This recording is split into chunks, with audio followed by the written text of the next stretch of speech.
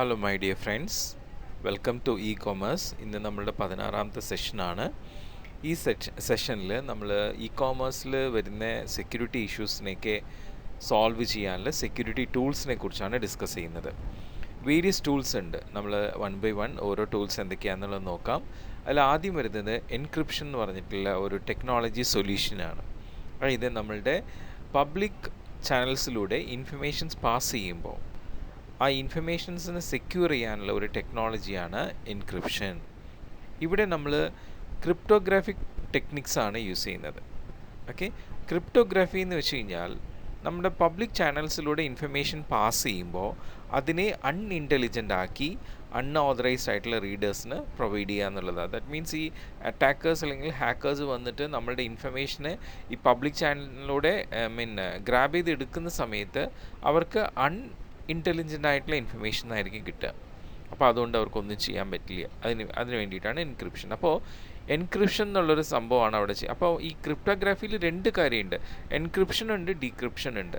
Encryption എന്ന് വെച്ചാൽ എന്താണ്? നമ്മുടെ ഇൻഫർമേഷനെ അൺഇൻ്റലിജൻ്റ് ആക്കുക. വീണ്ടും അതിനെ ഇൻ്റലിജൻ്റ് ആക്കുന്നത് ഡീക്രിപ്ഷൻ വഴിയാണ്.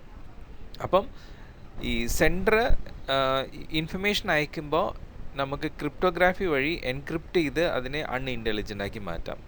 റിസീവർ ആ മെസ്സേജ് റിസീവ് ചെയ്യുമ്പോൾ അതിനെ ഡീക്രിപ്റ്റ് ചെയ്ത് വീണ്ടും ഇൻ്റലിജൻ്റ് ഇൻഫർമേഷൻ ആക്കി മാറ്റിയിട്ടാണ് അതിനെ യൂസ് ചെയ്യുന്നത്. ഓക്കെ, സോ അങ്ങനെയാണ് ഈ ക്രിപ്റ്റോഗ്രാഫിയിൽ കാര്യങ്ങൾ നടക്കുക. അപ്പം ഇൻഫർമേഷൻ പാസ് ചെയ്യുമ്പോൾ അത് എൻക്രിപ്റ്റ് ചെയ്തിട്ടും അത് റിസീവ് ചെയ്ത് റിസീവർ അതിനെ ഡീക്രിപ്റ്റ് ചെയ്തിട്ട് എന്ത് ചെയ്യാൻ പറ്റുള്ളൂ? അതിനെ റീഡബിൾ ആയിട്ടുള്ള ഇൻഫർമേഷൻ അതിൽ മാറ്റാൻ പറ്റുള്ളൂ. അപ്പോൾ അതിന് ചില സീക്രട്ട് കോഡ്സും കീ ഒക്കെ ഉണ്ടാവും. അത് നമ്മളുടെ റീഡേഴ്സിന് പ്രൊവൈഡ് ചെയ്യുന്നുണ്ടാവും. ഓക്കെ, സോ അതാണ് നമ്മളുടെ ഈ ഒരു ക്രിപ്റ്റോഗ്രാഫിയിലെ പ്രത്യേകത.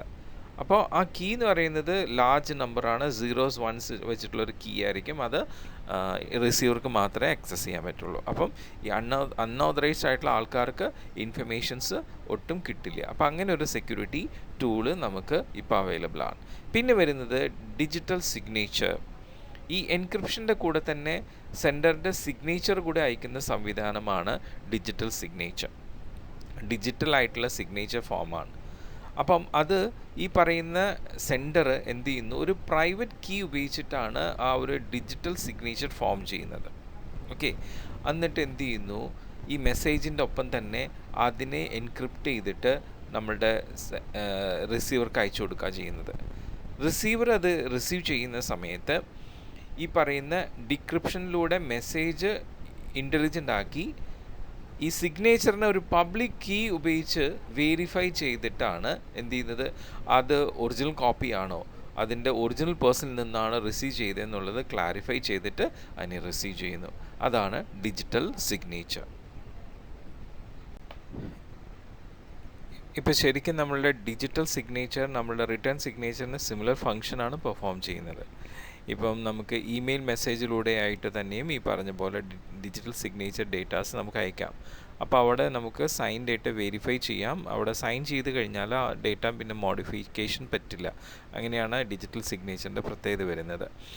അപ്പം ഈ ഡിജിറ്റൽ സൈനിങ് നമ്മൾ ഡോക്യുമെൻറ്റിൽ ചെയ്യണത് എങ്ങനെയാണെന്ന് വെച്ച് കഴിഞ്ഞാൽ നമ്മുടെ യൂസർ, അതായത് സെൻഡർ എന്ത് ചെയ്യുന്നു? ആളുടെ ഒരു പ്രൈവറ്റ് കീ ഉപയോഗിച്ചിട്ട് ഡോക്യുമെൻ്റ് ഈ പ്രൈവറ്റ് കീ ആയിട്ട് കമ്പൈൻ ചെയ്ത് അത് ഒരു യുണീക്ക് നമ്പറിലേക്ക് മാറ്റുന്നു. അതാണ് ഡിജിറ്റൽ സിഗ്നേച്ചറായിട്ട് വരുന്നത്.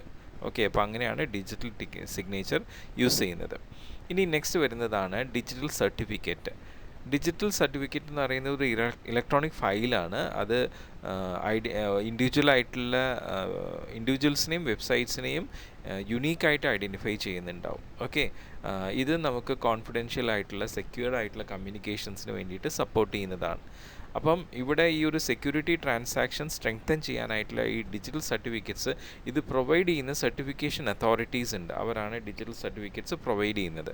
അപ്പോൾ ഒരു സെൻഡർക്ക് അയാളുടെ കോൺഫിഡൻഷ്യൽ ആയിട്ടുള്ള കമ്മ്യൂണിക്കേഷൻ വേണമെങ്കിൽ എന്ത് ചെയ്യാം? സർട്ടിഫിക്കേഷൻ അതോറിറ്റി അവർ വഴി ചെയ്യാനായിട്ട് പറ്റും. അപ്പം ഈ സെൻഡർ എന്ത് ചെയ്യുന്നു? ആളുടെ ഐഡൻറ്റിറ്റി പ്രൂഫ് സർട്ടിഫിക്കേഷൻ അതോറിറ്റിക്ക് കൊടുക്കും.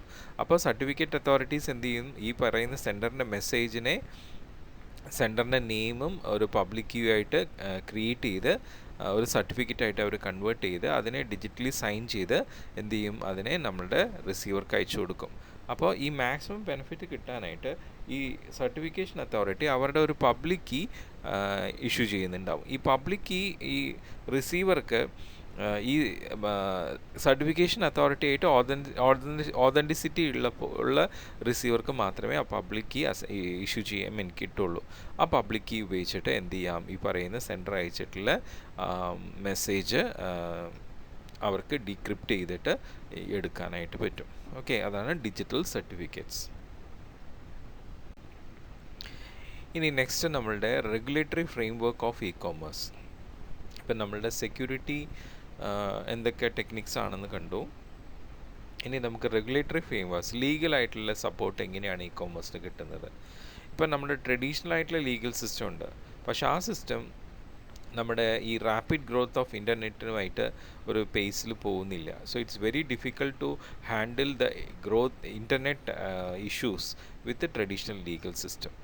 അപ്പം ത്രൂ ഔട്ട് ദ വേൾഡ് ആണ് നമുക്കിത് അപ്ലിക്കബിൾ ആയിട്ട് വരുന്നത്. അപ്പോൾ അതുകൊണ്ട് ട്രഡീഷണൽ ലീഗൽ സിസ്റ്റം നമുക്ക് പോരായ്മയായിട്ട് തന്നെയാണ് ഇരിക്കുന്നത്. അപ്പോൾ ഈ ഇ കോമേഴ്സിൻ്റെ ഗ്രോത്ത് ഒരുപാട് വെറൈറ്റി ഓഫ് ലീഗൽ ഇഷ്യൂസാണ് ക്രിയേറ്റ് ചെയ്യുന്നത്. അത് പ്രത്യേകിച്ചും ഇൻ്റലക്ച്വൽ പ്രോപ്പർട്ടി റിലേറ്റഡ് ആയിട്ട്, കോപ്പി റൈറ്റിംഗ് റിലേറ്റഡ് ആയിട്ട്, ട്രേഡ് മാർക്ക്, പ്രൈവസി, ഇങ്ങനെയുള്ള ഒരുപാട് റിലേറ്റഡ് ആയിട്ടുള്ള ലീഗൽ ഇഷ്യൂസ് വരുന്നുണ്ട്. അപ്പോൾ സൈബർ ലോ ആണ് ഇതിന് സപ്പോർട്ടീവായിട്ട് വരുന്നത്. ഈ സൈബർ ലോ ആണ് ഇങ്ങനത്തെ സൈബർ സ്പേസിലുള്ള ലീഗൽ ഇഷ്യൂസ് ഗവേൺ ചെയ്യാനായിട്ട് വന്നിട്ടുള്ളത്. അപ്പം ഈ സൈബർ സ്പേസ് എന്ന് പറയുമ്പോൾ അത് ഇൻ്റർനെറ്റിന് മാത്രം റെസ്ട്രിക്റ്റഡ് ആയിട്ടുള്ളതല്ല, അതൊരു വൈഡ് ടേമാണ്. അതിൽ computer networks, internet, data software ഇതെല്ലാം പെടുന്നുണ്ടാവും. അപ്പോൾ പല രീതിയിലുള്ള സൈബർ ലോസ് ആണ് ഇപ്പോൾ ശരിക്കും നമ്മളുടെ ഈ സൈബർ സ്പേസിനെ പ്രൊട്ടക്റ്റ് ചെയ്യാനായിട്ട് വന്നിട്ടുള്ള ലീഗൽ സിസ്റ്റം. അതിൽ നമുക്ക് പല വേരിയസ് ടൈപ്പ് ഉണ്ട്. അതിൽ 1 by 1 നമുക്ക് നോക്കാം. ആദ്യം വരുന്നത് നമ്മളുടെ ഇ കോമേഴ്സിൽ പ്രത്യേകിച്ചും ഇലക്ട്രോണിക് ആൻഡ് ഡിജിറ്റൽ സിഗ്നേച്ചറിനെ സപ്പോർട്ട് ചെയ്യുന്ന electronic and digital signature laws. ഇത് ഒരു കോംപ്രിഹെൻസീവ് ആയിട്ടുള്ള ലോ ആണ്. അതുകൊണ്ട് തന്നെ ഇതിനൊരു യൂണിഫോം സ്റ്റാൻഡേർഡ് ആൻഡ് പ്രൊസീജിയർ ഉണ്ട്. ഓക്കെ, ഈ ലോ നമ്മുടെ ഇലക്ട്രോണിക് സിഗ്നേച്ചർ റിലേറ്റഡ് ആയിട്ടുള്ളതാണ്, അതിനെ പ്രൊട്ടക്റ്റ് ചെയ്യാനുള്ളതാണ്. USA ആണ് ഇത് ഫോം ചെയ്തിട്ടുള്ളത്.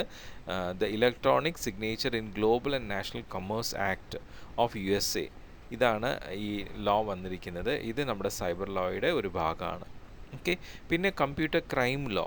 പല കൺട്രീസും അവരെന്ത് ചെയ്തിട്ടുണ്ട്, ഈ കമ്പ്യൂട്ടറിലൂടെ ഉണ്ടാവുന്ന ക്രൈമിനെ പ്രൊട്ടക്റ്റ് ചെയ്യാൻ വേണ്ടിയിട്ട് അവർ ഈ ഒരു ലെജിസ്ലേഷൻ എനാക്ട് ചെയ്തിട്ടുണ്ട്. ഓക്കെ, പക്ഷേ പല കൺട്രീസിനും ഇങ്ങനെ അവരുടെ കൺട്രിയുടേതായിട്ടുള്ള കമ്പ്യൂട്ടർ ക്രൈം ലോ ഇല്ലാത്തത് കൊണ്ട് അവർ എക്സിസ്റ്റിംഗ് ആയിട്ടുള്ള ലോസാണ് ഇതിനു വേണ്ടി യൂസ് ചെയ്യുന്നത്.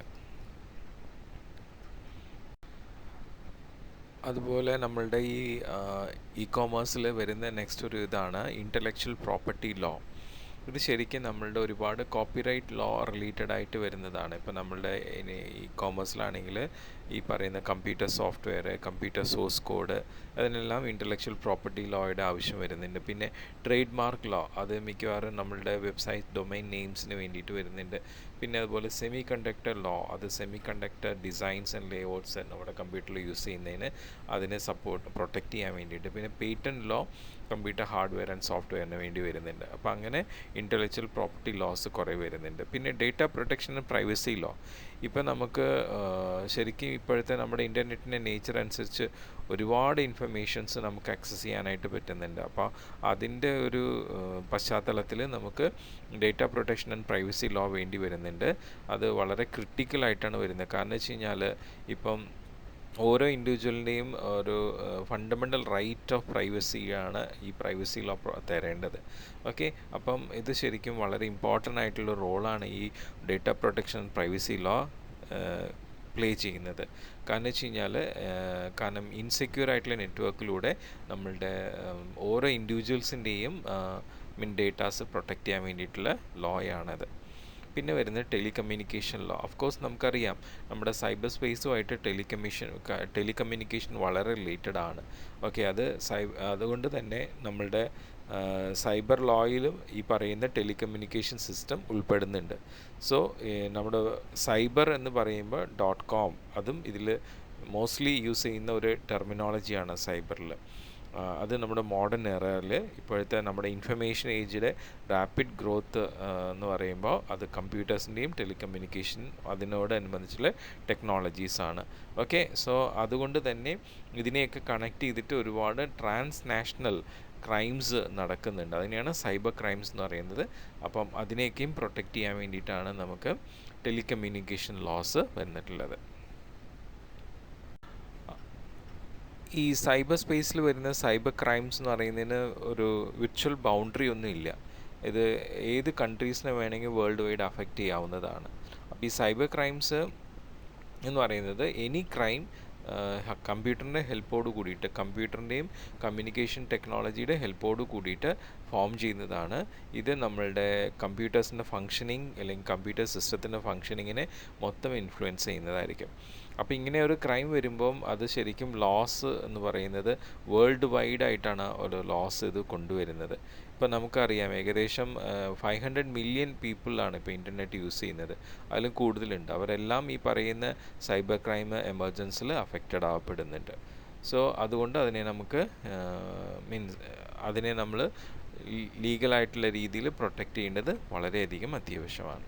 ഇപ്പോൾ ഇന്ത്യയുടെ അടുത്ത് നോക്കുകയാണെങ്കിൽ ഇന്ത്യയിൽ നമുക്കിപ്പം ഈ പറഞ്ഞ പോലെ സൈബർ സ്പേസിനെ പ്രൊട്ടക്റ്റ് ചെയ്യാനുള്ള സൈബർ ലോ അങ്ങനത്തെ കാര്യങ്ങളിൽ മോഡൽ ലോ ഫോം ചെയ്തിട്ടുണ്ട്.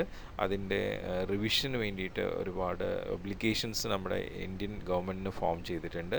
അപ്പം ഇപ്പോഴത്തെ അർജൻറ്റ് നീഡ് ശരിക്കും നമ്മൾ ഇപ്പോഴത്തെ ഒരു റാപ്പിഡ് ഗ്രോത്ത് ഇൻ്റർനെറ്റ് ടെക്നോളജിയിൽ വരുന്നതിൻ്റെ ബേസിൽ അർജൻറ്റ് നീഡ് അതിൻ്റെ അമെൻമെൻറ്റ്സിന് ആവശ്യമായിട്ട് വന്നതുകൊണ്ട് തന്നെ നമ്മുടെ ഇലക്ട്രോണിക് കോമേഴ്സിനെ സപ്പോർട്ട് ചെയ്യുന്ന ഈ സൈബർ ലോസൊക്കെയും നമ്മൾ ഇന്ത്യൻ ഗവൺമെൻറ് അമെൻഡ് ചെയ്ത് റിവൈസ് ചെയ്യുന്നുണ്ട്. ഓക്കെ, അപ്പോൾ അതിലൂടെ നമ്മളുടെ ഇലക്ട്രോണിക് ഗവർണൻസും കുറച്ചുകൂടി എളുപ്പമാക്കാനായിട്ട് നോക്കുന്നുണ്ട്. ഇപ്പോൾ നമ്മുടെ information technology bill IT bill Indian പാർലമെൻറ്റിൽ May 17, 2000 ഫോം ചെയ്തു. അതിലൊരുപാട് അമെൻമെൻറ്റ്സ് വന്നിട്ടുണ്ടായിരുന്നു. അതേപോലെ തന്നെ നമ്മുടെ information technology act IT act അതിൻ്റെ അമെൻമെൻറ്റിൻ്റെ ഫലമായിട്ട് വന്നു. അത് നമുക്ക് October 2017 തൊട്ട് ഇഫക്റ്റീവാണ്.